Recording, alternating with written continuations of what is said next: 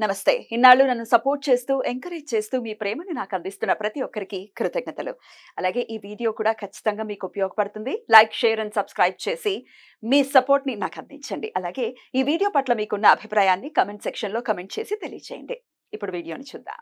నమస్తే. Welcome to our channel. నేను పద్మిని. ప్రస్తుతం మనతో పాటు ప్రముఖ ఆధ్యాత్మికవేత్త, వాస్తు జ్యోతిష పండితులు కేఎస్ఆర్ గారు మనతో పాటు ఉన్నారు. మాట్లాడదాం. సార్ నమస్తే సార్. సార్ ముందుగా మీకు వ్యాస పూర్ణిమ శుభాకాంక్షలు సార్. Thank you. మన వాళ్ళందరికీ కూడా మరి వ్యాస పూర్ణిమ శుభాకాంక్షలతో పాటుగా మరి జగద్గురువుల ఆశీస్సులన్నీ కూడా వాళ్ళకి లభించాలని నేను కోరుకుంటున్నాను. Thank you so very much sir. వ్యాసాయ విష్ణు రూపాయ వ్యాస రూపాయ విష్ణవే నమో బ్రహ్మనిధయే వాసిష్ఠాయ నమో నమః. వ్యాసుడంటేనే విష్ణువే వ్యాసుడుగా వచ్చాడు. లేకపోతే అష్టాదశ పురాణాలను అందించడం ఏమిటి, ఐదవ వేదంగా పిలువబడే మహాభారతాన్ని కూడా వర్గీకరించటం ఏమిటి, వేదాలని సమీక్షించటం ఏమిటి, అసలు అయ్య బాబోయ్ విష్ణువు అయితేనే చేయగలడు.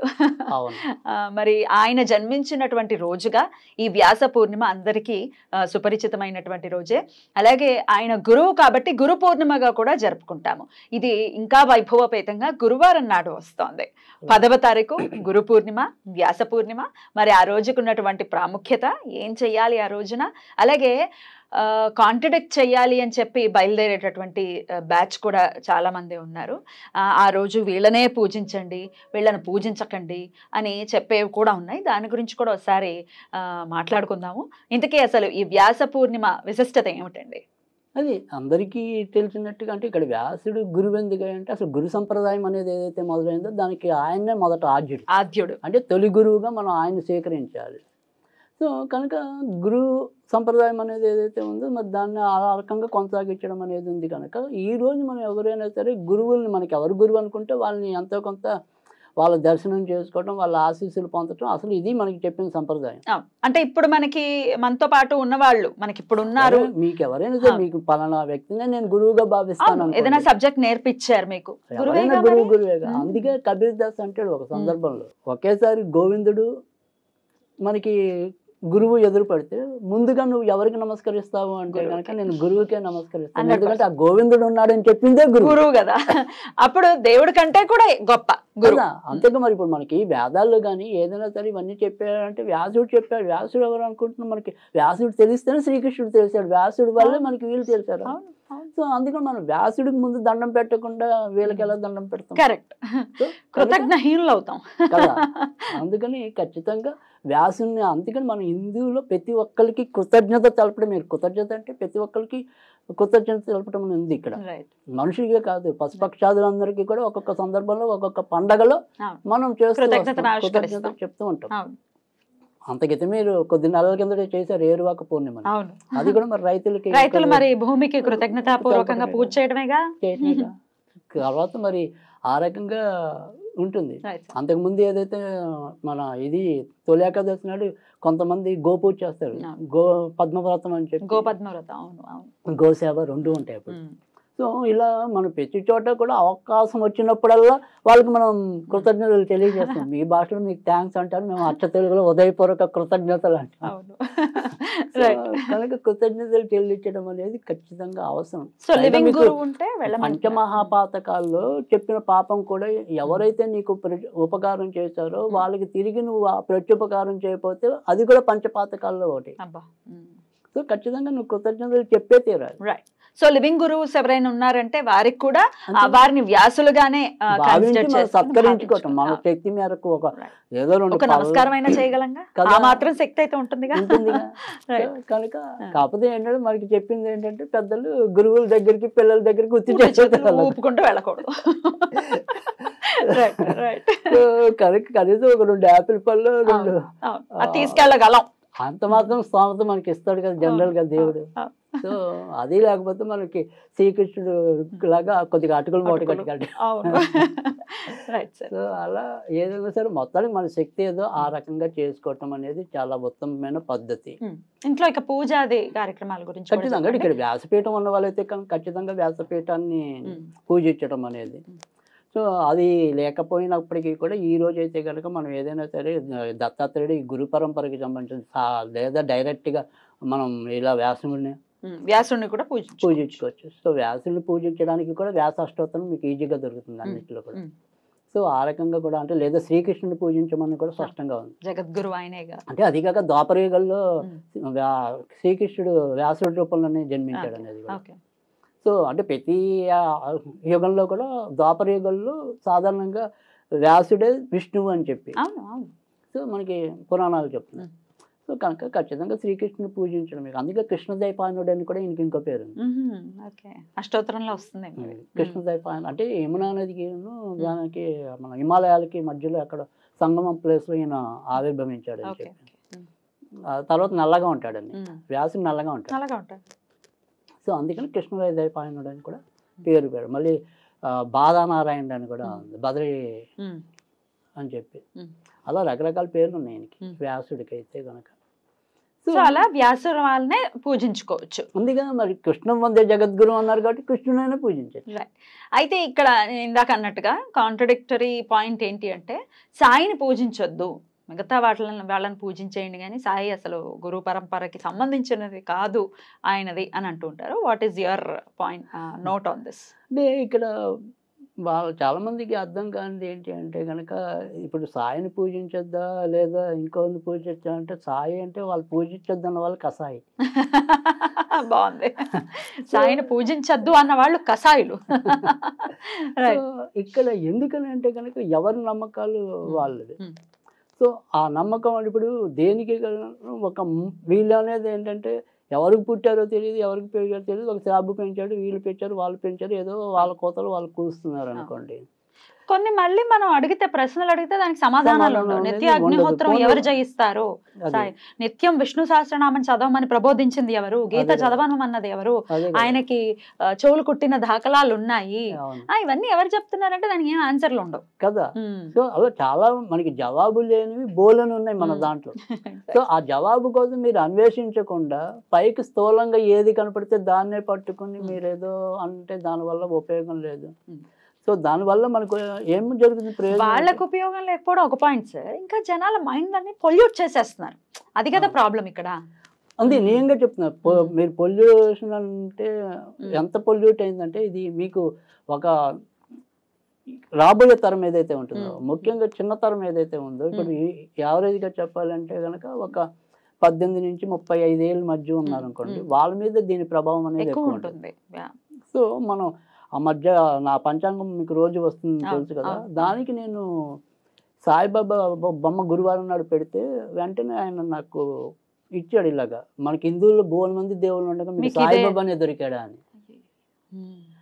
ఇట్లా ఉచిత సలహాలు ఇచ్చేవాళ్ళు ఉన్నారు, అడిగేవాళ్ళు ఉన్నారు. నన్ను అడుగుతారు ఫోటోలు ఏమన్నా నా దేవుడి ఫోటోలు పెడుతుంటే మీరు అది తీసేయండి, అసలు మనం ఎందుకు ఇంత ఇలా అయిపోతున్నాం, ఇంత కుత్సితంగా ఎందుకు అయిపోతున్నాం అంటే, ఒక పెద్ద గ్రూప్ లో నేను ఉండేవాడిని. ఈ పంచాంగంలో ఎప్పుడో రంజాన్కి చాలా ఏళ్ళ కింద, ఒక 4-5 ఏళ్ళ కింద రంజాన్ కిందకి నేను ఏమంటారు మసీదు లాంటిది స్టిక్కర్ ఒకటి పెట్టాను, వాళ్ళ ఎంబ్లం ఏదైతే ఉంటుందో లోగో లాంటిది. దెబ్బకి నన్ను దాంట్లో నుంచి రిమూవ్ చేశారు. వాళ్ళ దాంట్లో మన బొమ్మలు ఎప్పుడైనా మీరు చూసారా, మన దాంట్లో వాళ్ళ బొమ్మ ఎందుకు పెట్టారు అంటే మనం ఎందుకు అంత విషతుల్యం అవుతున్నాము అనేది నాకు అర్థం అవట్లేదు. హేట్ ని పెంచుకోవద్దు అంటున్నారు. కరెక్ట్. ఇప్పుడు నా మతం నాకు గొప్పదో నేను కాదు, నాకు తెలుసు నా మతం ఎంత గొప్పదో నాకు తెలుసు. అంత మాత్రం నన్ను ఇప్పుడు నన్ను అవతల వాళ్ళు పాటు చేయనంత వరకు, అవతల వాళ్ళు నన్ను ప్రలోభపట్టినంత వరకు నాకెందుకు వాళ్ళ మీద ద్వేషం ఉండాలి? నాకు నన్నేం బలవంతంగా వాళ్ళు ఏం లాగలేదు. సో నేను ఇప్పుడు నాకు మంచి మంచి ఫ్రెండ్స్ ఉన్నారు, ఈ ముస్లిమ్స్లోనే ఉన్నారు, క్రిస్టియన్స్లోనే ఉన్నారు. ఇప్పుడు వాళ్ళని నేను వదిలేయాలా లేదా సందు చూసి కొట్టేసి హేట్ అనేది పెరుగుతోంది చాలా. అది వద్దు అంటున్నా నేను, అది మంచిది కాదు, సమాజానికి మంచిది కాదు. సో సాయి మీకు ఇప్పుడు ఇదే కొన్నేళ్ల కిందట ఆయన వల్ల అనేక మంది మాకు ఉద్యోగాలు వచ్చాయని భావించిన వాళ్ళు ఉన్నారు. నాకు ఏమంటారు బదిలీలు కాకపోతే సాయిబాబాకి ఇన్ని వారాలు మొక్కుకుని బదిలీలు తెచ్చుకున్న వాళ్ళు ఉన్నారు. సంతానం లేదనుకున్న వాళ్ళు సంతానం పుట్టారు. మరి అప్పుడు దేవుడు అయ్యాడు కదా. సో దేవుడు అంటే నువ్వు చూసావా? చూడలేదు కదా. ఇప్పుడు రాముడు ఎలా ఉంటాడు, రాముడికి మీసాలు లేవని బొమ్మలు ఎట్టావు అంటే, మనము దేవుళ్ళందరికీ హిందూ దేవుళ్ళందరికీ కూడా మీసాలు ఉండవు. కదా, మీసాలు ఉన్నాయో లేవో వాళ్ళకేం తెలుసు. అదే కదా. సో అది కనుక మనం ఒక ఊహ, రాముడు అంటే ఆజానుభావుడు నల్లగా ఉన్నారు అని చెప్పారు కాబట్టి దాన్ని మనం వర్ణించుకున్నాం, ఆ రకంగా చిత్రాలు అనేది పెట్టుకున్నాం. సో రేపు ఎప్పుడో నాకు బుద్ధి పుట్టి నేను రాముడికి మీసం పెట్టాను, రాముడికి అన్యాయం చేసినట్టు ఎలా అవుతుంది? సో మీసం జోడించానేమో కానీ గుణం అయితే ఆయన ఉన్నవే చెప్పాను కదా. సో అందుకని ఇక్కడ అలాంటివన్నీ నిజంగా చెప్పాలి అంటే కనుక వీళ్ళందరూ కూడా ప్రత్యక్ష ఉద్యమాల్లోకి రమ్మనండి వీళ్ళని. యూట్యూబ్లో రమ్మని వీధికి ఒక మనం సాయిబాబా గుండెని పడగొడదామంటే ఇంట తలుపులేసి కూర్చుంటాం. పైకి ఇక్కడ ఏంటంటే దండగమారి కదా, పైసా ఖర్చు లేదు, ప్రగల్భాలు ఉంటాయి, పైగా మనలాంటి వాళ్ళకి ఉచిత సలహాలు ఇస్తారు. సో కోతి కొబ్బరి చెప్ప దొరికినట్టు వీళ్ళకి యూట్యూబ్ ఛానల్ అనేది ఒకటి దొరికింది. అదే కదా, ఇద్దరు కమెంట్లు పెట్టడం, అలా ఛానల్ ఓపెన్ చేసేసి ఇష్టం వచ్చినట్టు వాగడం. అదే వాళ్ళకి అర్థం కావట్లేదు, యూట్యూబ్ అంటే నువ్వు గొట్టం, అలాంటి వాళ్ళు గొట్టాలి. సో అది అలాంటివి అదేమంటారు కదా, ఏం గెలిపింటే కుక్కలు అనేక మురుగుతూ ఉంటాయి అని చెప్పి. సో మురిగే కుక్కను మరుగనే ఉండి వాటికి అదే అది గట్టిగా తొండ వేస్తే ఎక్కడికి వెళ్తాయి కదా. సో అందుకని మరగనివ్వండి అంతే. అయితే మీకు నచ్చినటువంటి గురువుని, మీరు ఇన్నాళ్ళు కొలుచుకున్నటువంటి గురువుని ఖచ్చితంగా కొలుచుకోవచ్చు నిరభ్యంతరంగా. అసలు కొలవాలనే కొలవాలి. ఇప్పుడు మనకి నా గురువు నేను ఎవరో నాకు తెలుసు, ఒకవేళ నాకు గురువే లేదంటే నేను వేరే ఎవరినో పెట్టుకుంటాను. ఇప్పుడు మనుషుల్లో పెట్టుకోవాలని లేదుగా, కలియుగంలో మంచి గురువు కావటమే పెద్ద దుర్లభం అని అనేక మంది చెప్పారు. సో నాకు శివుడు అనుకుంటే నేను శివుడుగా అనుకుంటాను, బాబా అనుకుంటే బాబానే అనుకుంటాను. నా నమ్మకాలతో మీకండి పని. సో నాకు ఇష్టమైనది నా మనసు మీకు బహిర్గతం చేస్తే మీకు తెలుస్తుంది. నేను లోపల అంతర్లీనంగా నేను ఏది పూజించాను మీకేం తెలుసు. కరెక్ట్. సో ఇక్కడ నేను చేసుకోవచ్చు కనుక ఖచ్చితంగా అలాగే చేసుకోవటమే ధర్మం. Right sir.